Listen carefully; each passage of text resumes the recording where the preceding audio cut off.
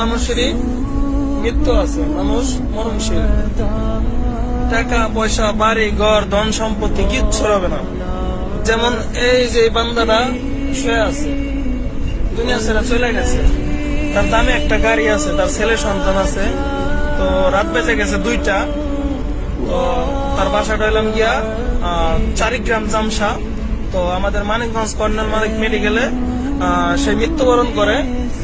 এই যে শুয়ে আছে, গাড়িতে তার ছেলে মেয়ে সবাই আছে, কিন্তু কি করছে শেষমেশ আমারে আর উস্তাদরে একা দিছে লাশটা ধরাইয়া। হ্যাঁ, এই লাশের সাথে একটা অবস্থা দেখেন, এই যে রাত 2:30 বাজে লাশ নিয়ে যাইতেছি আমরা। তো উস্তাদ আর আমারও ধরে দিছে, আর তারা সুন্দর করে প্রাইভেট কারে যাইতেছে। তো একটা মানুষ পারলে ইচ্ছা করলে এই লাশটার সাথে যাইতে পারতো। মারা গেছে, অনেক টাকা পয়সার মালিক আপনি, অনেক কিছু কামাইছেন, কিন্তু আজকে দুনিয়া ছেড়ে চলে গেছেন, আপনার কিচ্ছু নাই, একা একা শুয়ে হয়েছে। খারাপ লাগে উস্তাদ, এর জন্য আছে এত সম্পদ দিয়ে কি হবে, এত ব্যস্ততা দিয়ে কি হবে। থামুন, স্টপ। এই যে চলে গেছেন, সম্পদের পাহাড় করছেন, ছেলে সন্তান আছে, কিন্তু আজকে দুনিয়া ছেড়ে চলে গেছেন, আজকে আপনার কেউ নাই। অনেক টাকার মালিক থাকলেও এখন কোনো দাম নাই, 1 টাকারও দাম নাই। তো ওই জায়গায় যাইতেছে, ইচ্ছা করলে একটা মানুষ আমাদের সাথে যাইতে পারতো। একটা লাশ রাইখা তারা একটা প্রাইভেট কারে কিভাবে যাইতেছে।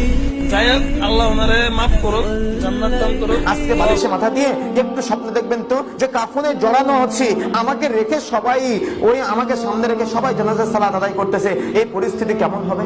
কেমন হবে এই পরিস্থিতি, বলেন তো কেমন হবে? স্বপ্ন দেখেছেন মুরব্বী চাচারা? আমরা যারা যুবক ভাইরা আছে, আমরা কি স্বপ্ন দেখেছি কোনো সময়? কিছুক্ষণের মধ্যে আমাকে আপনাকে নিয়ে যাওয়া হবে গোরস্থানে, যে গোরস্থানের পাশ দিয়ে যাওয়ার সময় হাতটা এইভাবে দিয়ে যায় যাতে করে গোরস্থানের দিকে চোখ না যায়। ভয় লাগে, তাই না? ভয় লাগে। ওই গোরস্থানের মধ্যে আমাকে আপনাকে রাখার জন্য 3.5 হওয়ার জায়গা করা হবে। নিচে মাটির বিছানা, 2 সাইডে মাটির দেওয়াল, উপরে বাঁশের ছাউনি। ওখানে রেখে সবাই চলে আসবে।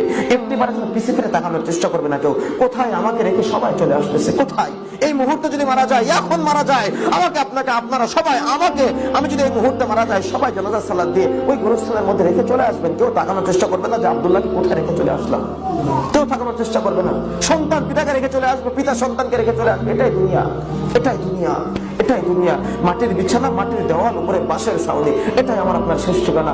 গায়ে 3.5 সাদা কাফনের কাফন, এই কাফনে পরিয়ে আমাকে ওই অন্ধকার গহীন কবরের মধ্যে রেখে সবাই চলে আসবে। এই স্বপ্ন যদি আমি আপনি দেখতে না পারি, কি আমাদের মাঝের ভয়াবহতা। কবরের মধ্যে রেখে সবাই চলে আসবে, মুনকার নাকির আসতেছে, আমাকে আপনাকে সওয়াল জবাব করতেছে। কি আমাদের মাঠে দাঁড়াচ্ছি, কেউ নাক বরাবর, কেউ কাঁধ বরাবর, কেউ কান বরাবর, কেউ চোখ বরাবর, কেউ হাবুডুবু খাচ্ছে ঘামের মধ্যে। এই পরিস্থিতি কেমন হবে সেদিনকার, যেদিন আরশের ছায়া ছাড়া কোনো ছায়া থাকবে না।